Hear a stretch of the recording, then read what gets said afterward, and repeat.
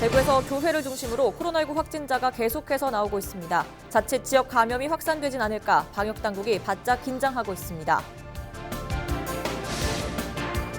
경북도청 한옥마을이 5년째 방치되고 있습니다. 규제도 심해 그마저 있는 한옥도 매물로 나오고 있는 상황입니다. 대구시와 경북도가 국민의힘 민생정책 발굴단과 잇따라 예산정책협의회를 열고 내년도 국비 확보를 위한 막바지 총력전을 펼쳤습니다.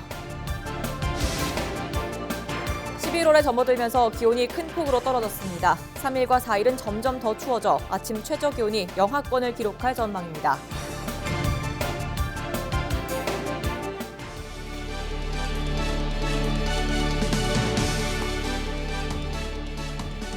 여러분 안녕하십니까? 헬로티비 뉴스 대구 경북입니다.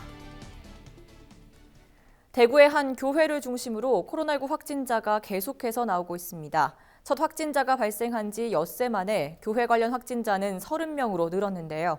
자칫 지역 감염이 확산되진 않을까 우려가 커지고 있습니다. 권미경 기자입니다. 2일 0시 기준 대구에서 3명이 추가로 코로나19 확진 판정을 받았습니다. 3명 모두 대구 예수중심교회 교인들입니다. 이들은 처음에 음성 판정을 받았는데 자가격리 중 증상이 나타나 다시 검사를 해봤더니 양성 판정이 나왔습니다.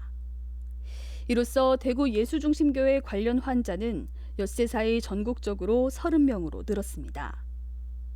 교회 관련 확진자 가운데는 수성구의 한 대형 입시학원 수강생도 포함돼 있어 보건당국은 주말 새 해당 학원의 학생과 교사 등 900여 명을 대상으로 진단검사를 진행하기도 했습니다. 조직원하고 학생에 대한 전수검사는 거의 다 완료된 걸로 알고 있는데요. 검사 결과 나온 것까지는 다 음성인데 아마 그 검사 진행한 것까지는 전체 다 음성인 걸로. 문제는 확진자가 더 늘어날 가능성을 배제할 수 없다는 겁니다. 확진 판정을 받은 교인들의 거주지가 대구 곳곳에 흩어져 있는 데다 동선에 불특정 다수와 접촉했을 가능성이 높은 대중교통과 사우나, 음식점 등이 포함되어 있기 때문입니다. 교회를 중심으로 또다시 연쇄 감염이 이어지면서 지역 사회의 긴장감도 커지고 있습니다. 헬로티비 뉴스 권미경입니다. 코로나19 극복을 위해 애쓰는 의료진을 응원하기 위한 캠페인이죠. 덕분에 챌린지가 영천에서도 열렸습니다. 시민들은 보이지 않는 곳에서 헌신하는 의료진들에게 고마움을 전하며 덕분에 챌린지에 동참했습니다. 이하영 기자입니다. 코로나19 최전선에 서 있는 사람들.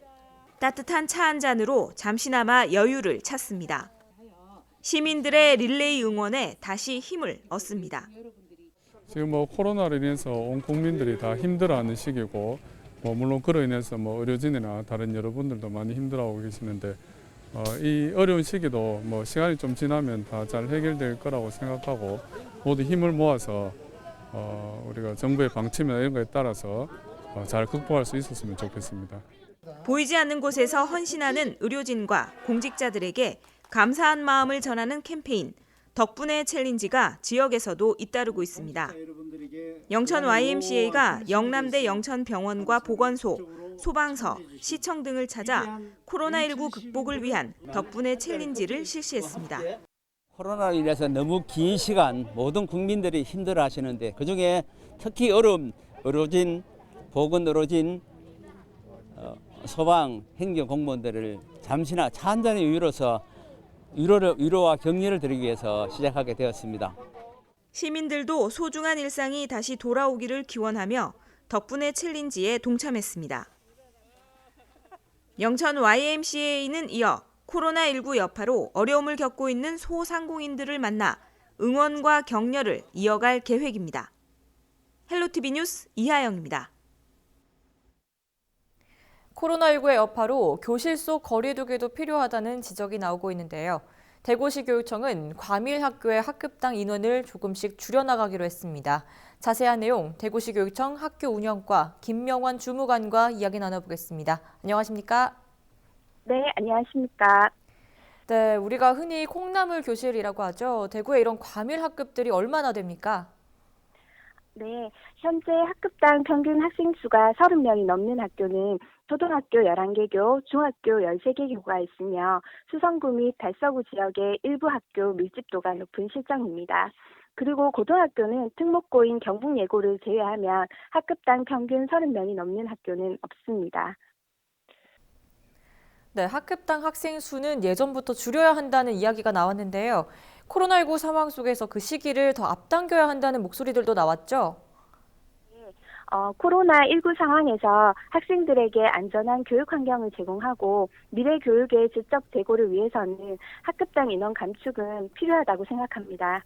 다만 학급당 인원 감축을 위해서는 학교 신설 및 학교 증설이 필요하고 이를 해결하기 위해서는 또 시설비, 운영비 등 예산 확보와 교원 등의 인력 충원이 선행되어야 합니다.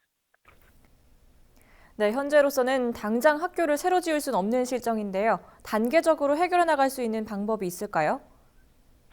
네, 우리 교육청은 재정 여건 또 교원 정원 등을 고려하여 우선 학급당 평균 학생 수가 30명이 넘는 학교를 대상으로 단계적으로 학급당 학생 감축을 추진할 계획입니다. 초등학교는 특별교실, 관리실 등을 전용하여 학급 교실로 사용하고 또 과밀학교 학생이 희망할 경우에는 인근 소규모 학교로도 통학할 수 있도록 공동통학구역을 지속적으로 운영할 계획입니다. 중학교는 학급당 배정 인원을 제한하는 정책을 연차적으로 추진할 계획인데요. 2021학년도 신입생부터 학급당 학생 수를 32명 이하로 배정하고 연차적으로 학급당 학생 수를 30명 이하가 되도록 조정할 예정입니다. 네, 학군이 좋은 일부 지역에서는 희망 학교에 배정받지 못하는 경우들도 있을 것 같은데요. 이 중학교 배정이 얼마 남지 않은 상황에서 학부모들의 반발이 예상되거든요. 네. 그동안 교육 수요자의 선호도가 높은 일부 중학교는 부득이 학급당 학생 수를 34명까지 배정해오기도 했지만 지금은 학생들의 건강과 안전 또 학습권을 보장할 수 있는가에 더 큰 무게를 두어야 한다고 생각합니다. 그러나 또 과밀학교의 학급당 적정 인원을 급격히 조정하게 되면 교실 확보와 교원 증원이 수반되어야 하지만 자체적으로 해결이 어렵고 또 교육 수요자의 해당 학교 희망을 과도하게 제한할 수 있기 때문에 우리 교육청은 학급당 인원 30명 이하로 감축하는 방안을 연차적으로 추진할 예정입니다. 올해부터 신입생을 학급당 32명 이하로 조정하는 한편 원서 접수 결과 진학 예정 학생이 밀집한 지역의 중학교는 학교 여건에 따라 한두 학급 증설하는 등의 방안을 고려하고 있습니다. 네, 언급해 주신 내용 중에 학교를 늘리는 것은 쉽지 않지만 사실 학교를 늘리는 것이 과밀학급 문제를 해결하는 데 있어서 좀 중요한데요. 계획이 있습니까? 네, 학령 인구 감소에도 개발 사업 등으로 학생 수가 많을 것으로 예상되는 지역은 학교 신설을 추진하거나 또는 기존 학교 증개축을 통해 교실을 추가로 확보할 예정입니다. 현재 2025년까지 28개교를 대상으로 개발 사업자 등이 약 1,750억 원을 부담하여 일반 교실 313실 증설을 추진하고 있습니다. 네, 알겠습니다. 오늘 말씀은 여기까지 듣겠습니다. 고맙습니다. 예, 감사합니다. 네, 고맙습니다. 지금까지 대구시 교육청 학교 운영과 김명환 주무관이었습니다.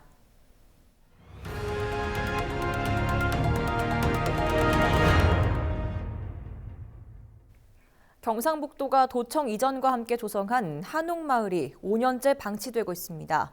그나마 있던 한옥마저 매물로 나오고 있는데요. 왜 그런 걸까요? 전병주 기자가 취재했습니다.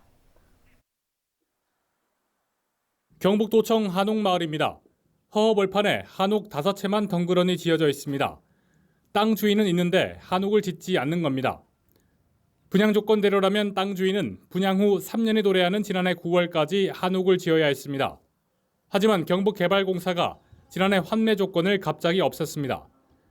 5년 안에 한옥을 짓지 않으면 매매도 할 수 없는 조항이 사라지면서 땅만 덩그러니 남았습니다. 이곳 한옥마을의 70여 필지가 모두 분양됐습니다. 하지만 아직까지 대부분의 땅에는 이렇게 풀만 무성히 자라고 있는데요. 경상북도와 안동시는 일부분을 상업화하는 내용을 협의하고 있지만 1년 가까이 지지부진한 상태입니다. 수도권 한옥마을은 약국과 세탁소 등의 생활 편의시설을 지을 수 있도록 하고 있습니다. 하지만 경북은 아직 논의 단계에 그치고 있습니다. 교통 불편까지 이어지자 그나마 지어진 한옥도 매물로 나오고 있습니다. 네. 그거 뭐 매뉴얼이라든지 규제라든지 이런 것들을 바꿀 생각을 없어요. 바꿀 수 있는 상업 공간을 군데군데 좀 비워놔서 좀 활성화가 되도록 하든지 그 구역과 인접해서 개발도 안 된다. 그러면 그럼 한옥마을을 왜 짓고 왜 만들고 땅을 왜 팔아먹습니까?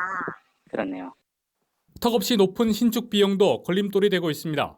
경북도와 안동시는 한옥 신축에 한 채당 4천만 원을 지원하고 있지만 인건비 포함 평당 1,200만 원이 들어가는 신축 비용에는 턱없이 모자란 실정입니다. 안동시는 올해 한옥 5채를 지원할 수 있는 예산을 편성했지만 실제로 신청한 사람은 1명뿐입니다. 지금 이런 임대 사업도 시작에 해보려고 지금 한다고 하시는데, 저도 거기에 대해서 아직 확실하게 얘기를 듣지도 못한 상태여가지고요.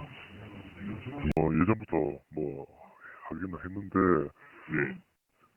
시에도 뭐 뾰족한 방법이 뭐 지금 현재 뭐 진행이 잘 안 되는 것 같습니다. 경북도가 야심차게 시작한 한옥마을 사업. 이곳이 4년 넘게 방치되면서 한옥마을이 자칫 땅 주인만 있는 유령마을로 전락할 수 있다는 우려가 커지고 있습니다.